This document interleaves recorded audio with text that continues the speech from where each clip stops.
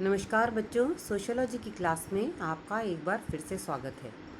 हम लोग सामाजिक मानव शास्त्र का पेपर पढ़ रहे हैं और मैंने मेरे पिछले वीडियोस में परिवार के टॉपिक पर चर्चा की थी और मैंने जिन बिंदुओं पर चर्चा की थी वे हैं परिवार का अर्थ एवं परिभाषा, परिवार की विशेषताएं। इसमें हमने पढ़ी थी परिवार की सामान्य विशेषताएं एवं परिवार की विशिष्ट विशेषताएं। आज हम परिवार के प्रकार यानी कि फंक्शंस ऑफ फैमिली के बारे में अध्ययन करेंगे। इसका अध्ययन करेंगे आज हम परिवार के प्रकार, फंक्शंस ऑफ द फैमिली।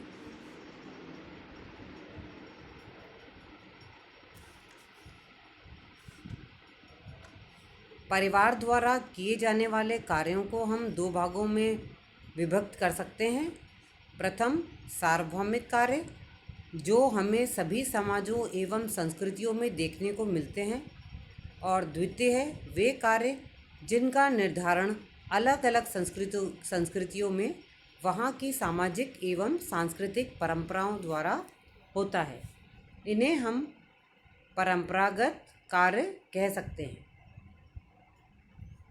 हम यहाँ परिवार के विभिन्न कार्यों का उल्लेख करेंगे। सबसे पहले हम पढ़ेंगे प्राणीशास्त्रीय कार्य। परिवार के प्राणीशास्त्रीय कार्य यानी कि बायोलॉजिकल फंक्शंस। परिवार के प्राणीशास्त्रीय कार्य निम्नलिखित हैं। एक तो है यौन इच्छाओं की पूर्ति, संतानोत्पत्ति एवं प्रजाति की निरंतरता। यौन इच्छाओं की पूर्ति, मानव की आधारभूत आवश्यकताओं में यौन संतुष्टि भी महत्वपूर्ण है। परिवार ही वह समूह है जहां मानव समाज द्वारा स्वीकृत विधि से व्यक्ति अपनी यौन इच्छा की पूर्ति करता है। कोई भी समाज यौन संबंध स्थापित करने की नियमहीन एवं निर्बाध स्वतंत्रता नहीं दे सकता, क्योंकि यौन संबंधों के परिणामस्वरूप संतानोत्पत्ति होती है। नातेदारी व्यवस्था जन्म लेती है तथा पदाधिकार एवं उत्तराधिकार, वंशनाम आदि की व्यवस्थाएं भी इससे जुड़ी रहती हैं। संतानोत्पत्ति, ये अभी हम परिवार के प्राणीशास्त्रीय कार्य ही पढ़ रहे हैं। संतानोत्पत्ति यौन संतुष्टि एवं दैहिक क्रिया के रूप में ही समाप्त नहीं होती, बल्कि इसका परिणाम संतानोत्पत्ति के रूप में भी होता है। मानव समाज की निरंतरता बनाए रखने के लिए यह आवश्यक है कि मृत्यु को प्राप्त होने वाले सदस्यों के स्थान नवीन सदस्यों द्वारा भरा जाए। परिवार ही समाज के इस महत्वपूर्ण कार्य को निभाता है। फिर है प्रजाति की निरंतरता। परिवार ने ही मानव जाति को अमर बनाया है। यही मृत्यु और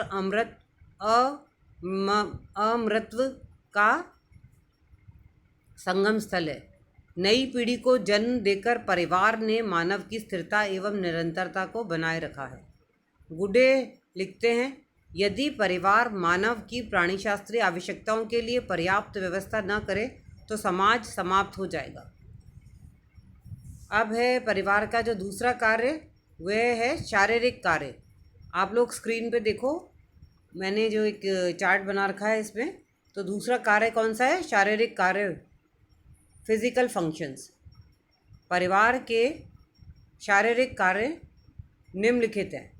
पहला है शारीरिक रक्षा, फिर है बच्चों का पालन पोषण, फिर है भोजन का प्रबंध एवं निवास एवं वस्त्र की व्यवस्था।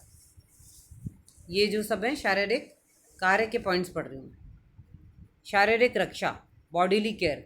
परिवार अपने सदस्यों को शारीरिक संरक्षण प्रदान करता है। वृद्धावस्था, बीमारी, दुर्घटना, असहाय अवस्था, अपाहिज होने आदि की अवस्था में परिवार ही अपने सदस्यों को देखरेख एवं सेवा करता है। गर्भवती माता एवं नवजात शिशु की शारीरिक रक्षा का भार परिवार पर ही होता है। बच्चों का पालन पोषण, नर्चर ऑफ चिल्ड्रन। मानव ही एक ऐसा प्राणी है कि उसका शैशव काल अन्य प्राणियों की तुलना में लंबा होता है। इस अवधि में उसका लालन पालन परिवार द्वारा ही किया जाता है। वर्तमान समय में शिशुओं के लालन पालन के लिए अनेक संगठनों का निर्माण किया गया है, किंतु जो भावात्मक पर्यावरण बच्चों के विकास के लिए आवश्यक है वह केवल परिवार ही प्रदान कर सकता है। भोजन का प्रबंध, प्रोविजन फॉर फूड। परिवार अपने सदस्यों के शारीरिक अस्तित्व के लिए भोजन की व्यवस्था करता है। आदिकाल से ही अपने सदस्यों के लिए भोजन जुटाना परिवार का प्रमुख कार्य रहा है। आदिम समाजों में जहाँ भोजन जुटाना एक सामूहिक क्रिया है, वहाँ तो परिवार का यह मुख्य कार्य है। मानव के जीवित रहने के लिए भोजन आवश्यक है और जीवित रहकर ही मानव सभ्यता एवं संस्कृति का निर्माण करने में समर्थ हो पाता है। निवास एवं वस्त्र की व्यवस्था, provision for shelter and clothing. परिवार अपने सदस्यों के लिए निवास की भी व्यवस्था करता है। घर ही वह स्थान है जहाँ जाकर मानव को पूर्ण शांति प्राप्त होती है। सर्दी, गर्मी एवं वर्षा से रक्षा के लिए परिवार ही अपने सदस्यों को वस्त्र एवं शरण स्थान प्रदान करता है। अब जो परिवार का तीसरा कार्य है वह है आर्थिक कार्य, इकोनॉमिक फंक्शंस। परिवार द्वारा किए जाने वाले आर्थिक कार्य इस प्रकार हैं। इसके भी पॉइंट्स हैं। पहला है उत्तराधिकार का निर्धारण, फिर है उत्पादन इकाई, श्रम विभाजन, आय तथा संपत्ति का प्रबंध। Economic functions.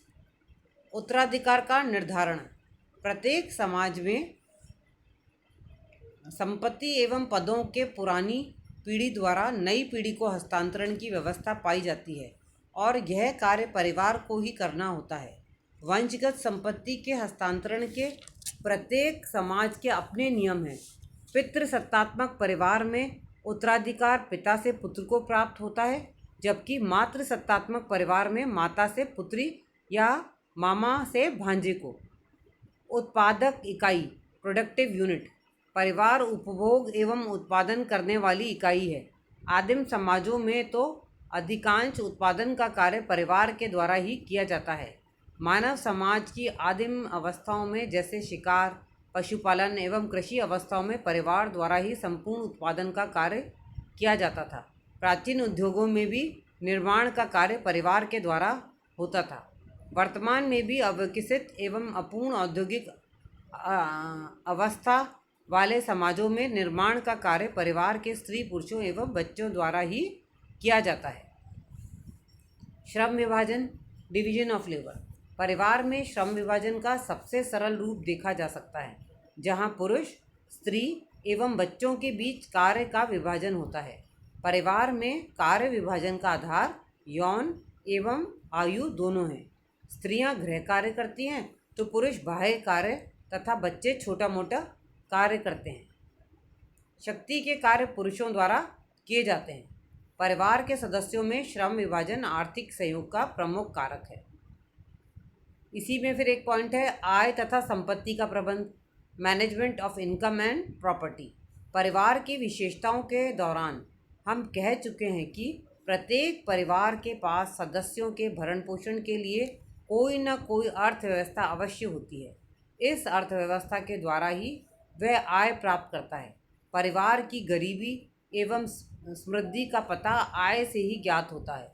अपनी आय को परिवार कैसे खर्च करेगा यह भी परिवार का मुखिया तय करता है।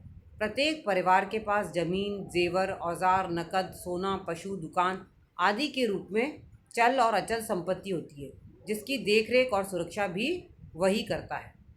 तो बच्चों, आज हमने परिवार के प्रकार का अध्ययन किया और इसमें हमने कौन से प्रकार पढ़े परिवार के, बता सकता है आप में से कोई? इसको आप लोग अच्छे से पढ़ना, फिर आपको याद हो जाएगा।